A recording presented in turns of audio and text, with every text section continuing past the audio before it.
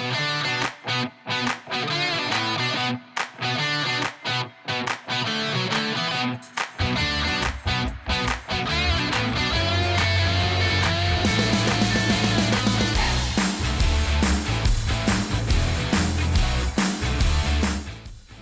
I'm Marcus Barton, and this is my quick tips for swim run.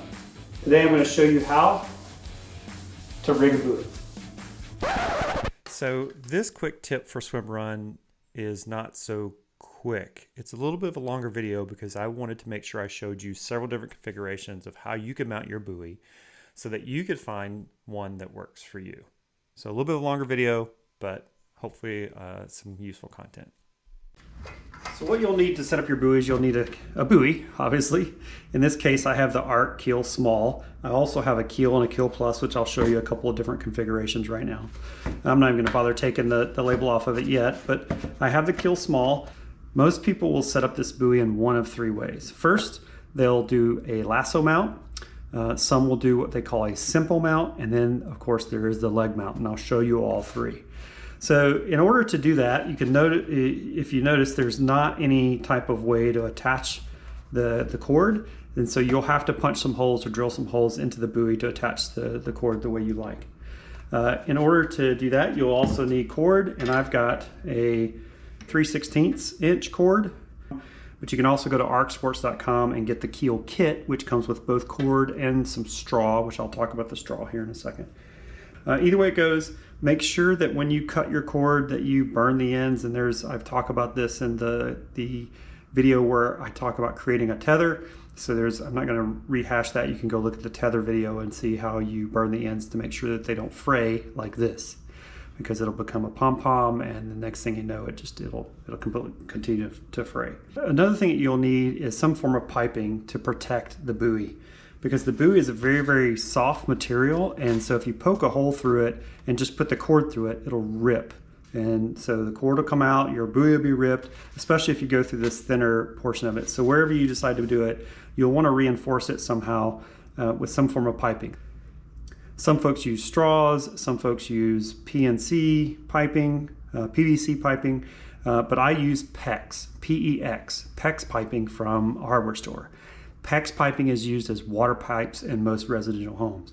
The type of PEX pipe that I use, because I'm using the 3/16 cord, is a cord that has an inside diameter of 1/4 inch and an outside diameter of 3/8 of an inch. And so that fits just perfectly for our purposes. In order to make your buoy, I'm going to start with this one, and I'm going to do a regular lasso mount on this one, and then I'll show you also the simple mount and lastly the leg mount. You need to figure out where you're going to put this, and what most people will find is that they'll put it over one edge. Keep in mind that it's shaped so that this rounded part goes in between your legs, so that it's nice and comfy as opposed to the flat part. So this being the upper portion of this particular buoy, you need to figure out where it's going to go. The typical way of doing it is to put a hole in the upper portion of the buoy for the lasso mount, or so that it has the most thickness here, and it'll also allow the cord to, as you'll see when I demonstrate it, it will allow that cord to be around your waist as opposed to coming up between your legs. Some folks will put it right through here, and if I take this off, some folks will also put it right through here, but that being the thinnest part of the buoy means that there's a better chance that it's going to rip. So most people will go through the thickness. Now I've pre-cut this so that it's the right thickness, and but still allowing it to be a little bit recessed. That's one thing that you'll want to do, but it's not necessary for you to do that beforehand. So I usually try on the keel, I usually try to go in the thickest part, but about even with this point right here. Or this point right here, because what that does is that gives it a little bit of additional space here to keep it from tearing this way. So I usually go right about where that point is, so right about there. Okay, now you could take a screwdriver and poke a hole for the screwdriver first, or take some other type of pointed device and do that, but I choose just to take the piping itself and just to push in. And you can see it pokes it in. Make sure that you're poking it in straight, and we'll just push it all the way through. You can see how soft it is. All right, now this one is cut a little bit short, So what I'm going to do is I'm going to grab another one just to continue pushing it through. And you'll see it pop out the other side.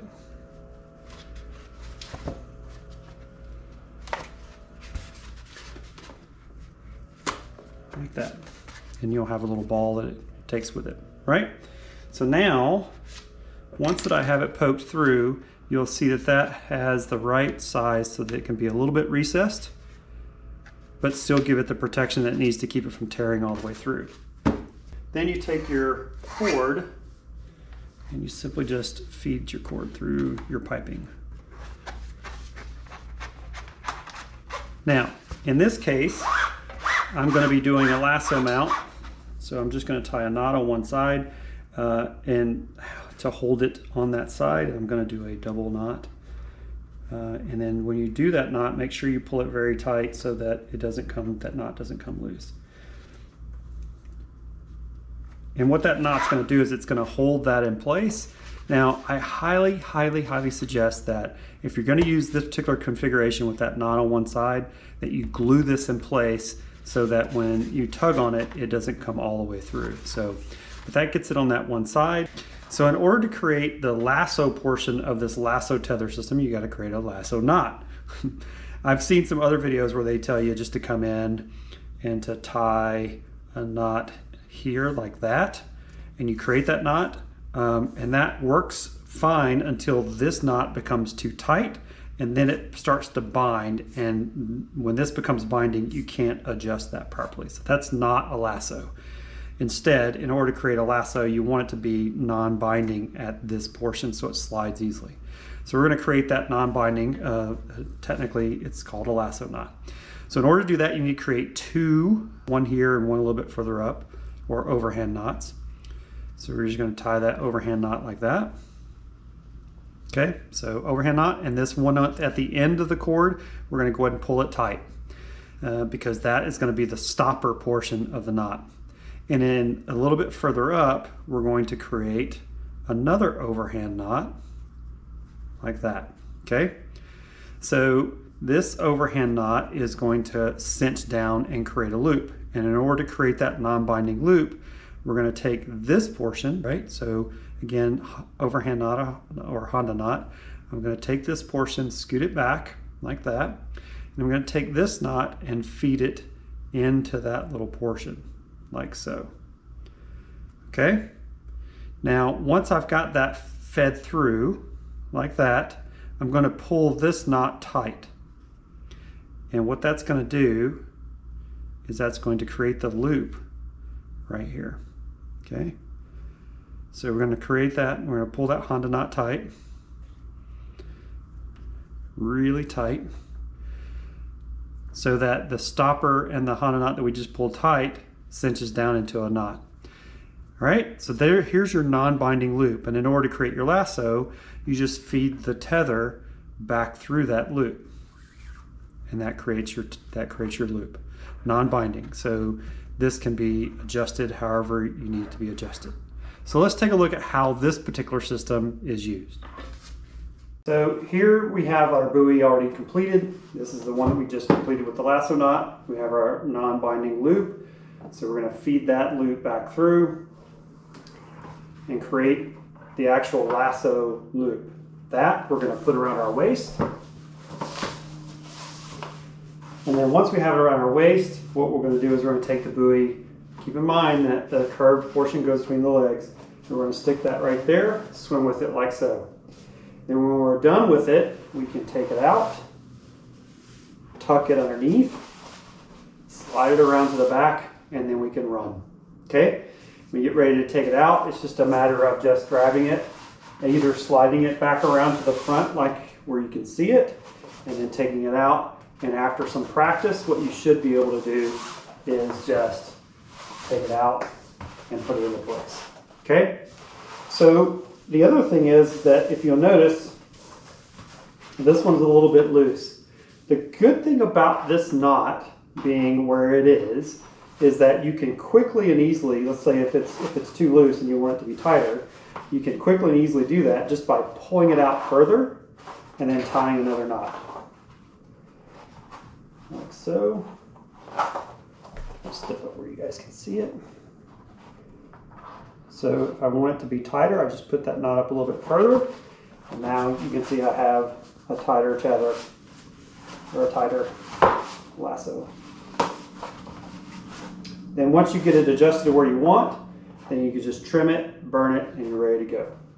So like the small one, I've got this one set up in a lasso style mount. However, instead of just going all the way through and having a knot on one side, you can see I fed it through and tied a knot in the center. And then I've still got the lasso mount on the end of this one so that I can wear it like the one I showed you previously. The reason that I did this is that in one race, I had a situation where I had it knotted on one side, and during the race, in the process of just using the buoy, I had tugged on this side of the cord and it came out with the tube. So during the race, running along, I tied a knot in it like this so that it wouldn't happen. So in order to prevent that, if you're going to do the knot on one side, make sure you glue the tube in the center. But that is an alternative if you would rather have it this way.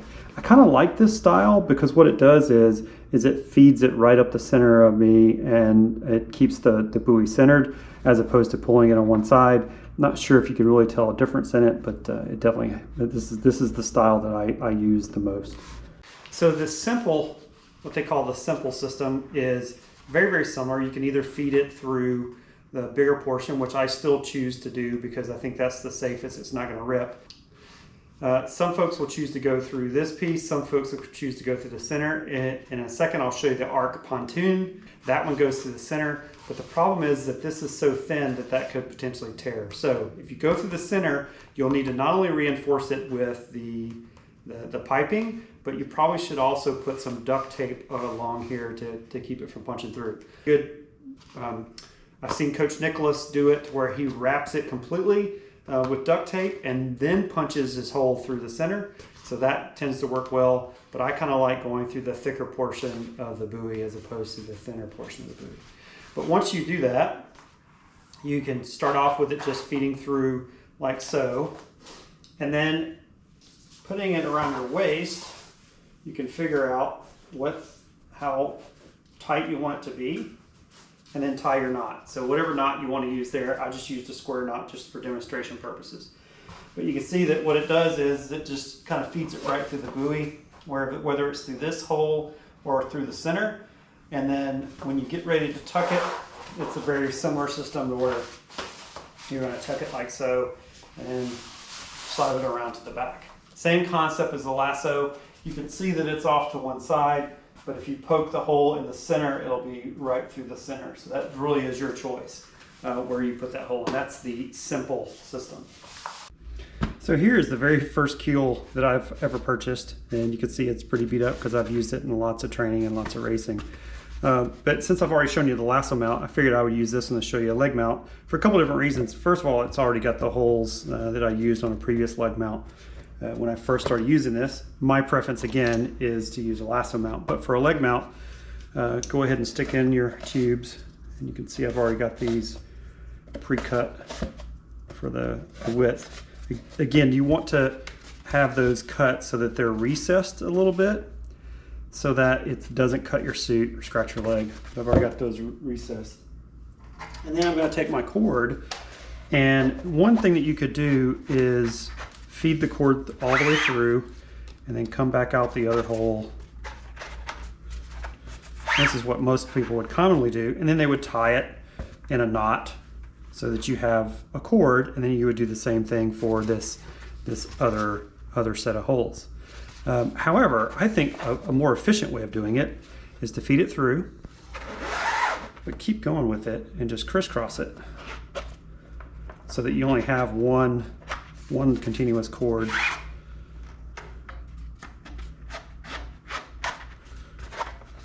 Just get that one through there. And then you can tie it on this side. I'm just going to use a quick square knot just for demonstration purposes. Use whatever knot you want. This also allows you to only have one knot, and then you can scoot that knot towards, it's like one continuous. All right, so you get your knot towards your hole, trim that. But what that does, it gives you two options. It gives you an option for a crisscross, put your leg through this side, or having the two and then put your leg through this side, and depending on whatever's comfortable for you. So that is what you can choose. And I've even seen, and I've done, attaching a belt or a carabiner or whatnot, so your leg is through, and then having a carabiner that attaches it to the belt. And so what that does is it keeps it from sliding down your leg. But if you're too tight, it'll mess with blood circulation. But if it's too loose, it'll just slide down your leg. So you've got to find out what's comfortable for you and the type of suit that you're wearing. So that's the quick leg mount, and I'll show you putting it on here in a second. The way you use a leg mount is very simple. Get it set to whatever tightness you'd like for it to be.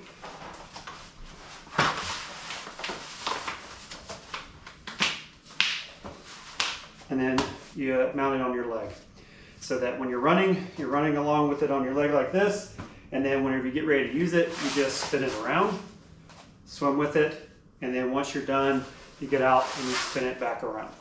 So this takes a little bit of practice, because the tighter that you have it, the less chance it's going to slide down. You can see I got this one pretty tight. If you choose to use it with a belt, you can take a carabiner on your belt and then attach it so that it doesn't slide down. That's a good way to kind of keep it pulled up while you're running. Thanks for joining me for my quick tips for swim run. Be sure to like and subscribe.